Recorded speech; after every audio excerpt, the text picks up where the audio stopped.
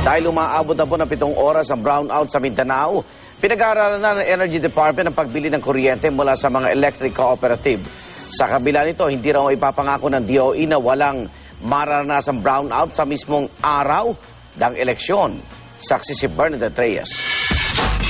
Suspended din ang operation nila. Mismong si Energy Secretary Jericho Petilla na nagsabi, mas lumalala pa ang rotational brownout ngayon sa Mindanao.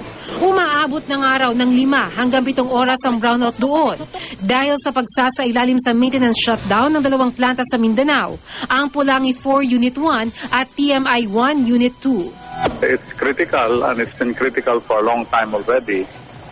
Kailangan mas lumala ngayon kasi we have 2 turbines na medyo hindi umaandar. Una nang nagpahayag ng pangamba ang COMELEC sa mga problemang posibleng idulot ng brownout sa eleksyon. Ito ay kahit batid ng komisyon na aabot ng 12 oras ang battery life ng mga precinct count optical scan o PCOS machine. Kahapon tiniyak ni Pangulong Aquino na matutugunan ng Department of Energy ang brownout sa Mindanao. Siniguro rin ng Mindanao Development Authority na wala raw mangyayaring rotational brownout sa Mindanao sa buong buwan ng Mayo. Pero si Petilla ayaw mga kung hindi magkakaroon ng brownout sa araw ng eleksyon. I cannot promise because it really depends on the hydro and the operation of the plant. So ang ginagawa natin, nag-reserve tayo ng konting tubig sa hydro natin na kung po pwedeng i-release ito sa Mayo na.